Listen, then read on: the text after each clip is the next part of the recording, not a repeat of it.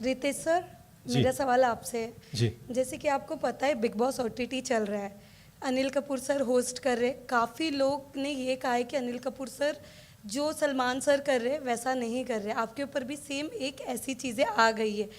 आप क्या कहना चाहोगे, कितना कंपटीशन लग रहा है आपको, या ये आप कर पाओगे?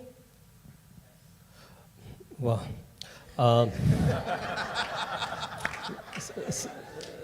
सवाल अच्छा है आपका। सबसे पहले ऑफ कोर्स मैंने पहले ही कहा था कि जो सलमान भाऊ करते हैं वो वैसा कोई कर नहीं सकता।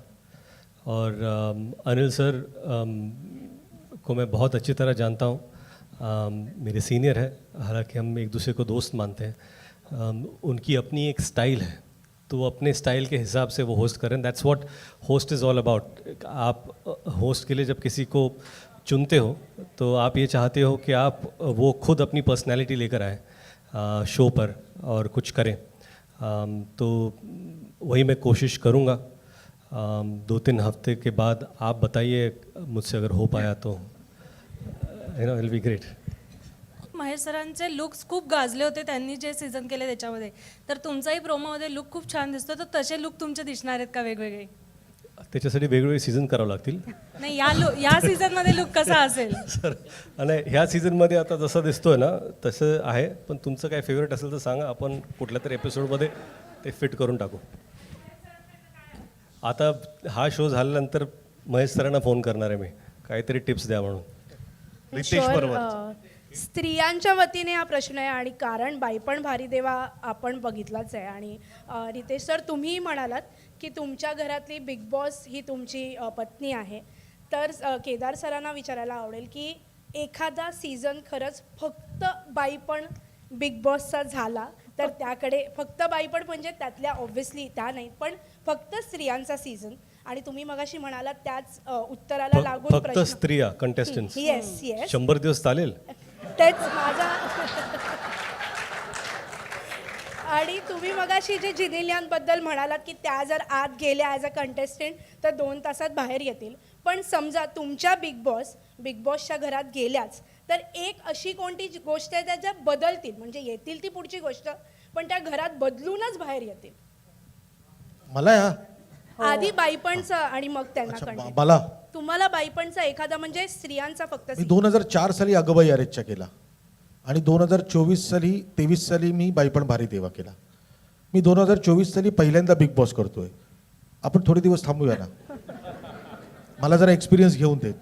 मला आवडेल सगळ्या बायकांना आतमध्ये टाकायला, पण मला माहित नाही मलाच दिग्दर्शन करावं लागेल त्याचं वेगळं. पण आत्ता नको बोलूया, आत्ता आपण या बिग बॉसबद्दल आणि या रितेश भाऊंबद्दल बोलू.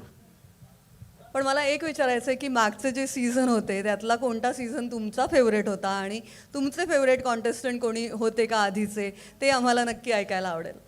लाईक खरं म्हणजे काय एवढे सीझन मी पाहिलेत ना, इवन हिंदीमध्ये मराठीमध्ये, तर मी झोपताना मला वाटतं की मराठीचे हिंदीमध्ये गेलेले आहेत आणि हिंदीचे मराठीमध्ये गेलेले आहेत. कुठला सीझन कधी कधी सगळे लाईन्स ब्लर होतात.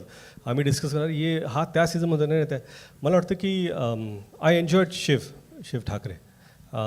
मराठीमध्ये पण एन्जॉय केलं त्यांना, आणि मग हिंदीमध्ये पण एन्जॉय केलं.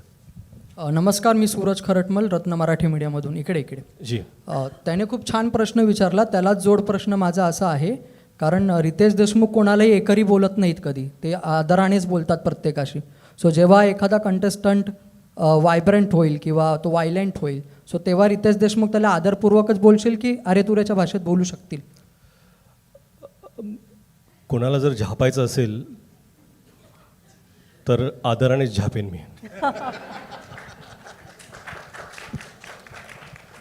माझा प्रश्न तुम्हाला आहे की जेनेलियाजींना काय त्यांचे रिॲक्शन्स होते, प्रतिक्रिया होती, आणि मुलं तेही बघतात का बिग बॉसचे चाहते आहेत? नाही, मुलं पाहत नाहीत बिग बॉस. त्यांच्यासाठी जे घरात होतं तेच बिग बॉस आहे. त्यांना टी व्ही पाहायची गरज नाही.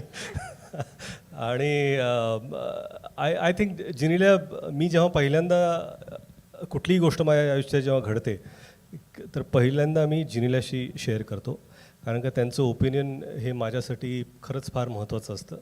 आणि त्यांचं जे मत असतं ना ते नेहमीच माझ्या फेवरमध्ये असतं की माझ्यासाठी काय चांगलं आहे. हे एक पर्स्पेक्टिव्ह ते देतात आणि त्यांना वाटलं की मला बिग बॉस करणं हे गरजेचं आहे, कारण आम्ही दोघं बिग बॉस पाहतो आणि त्यांना माहिती आहे की मी किती बिग बॉस शोचा मोठा फॅन आहे.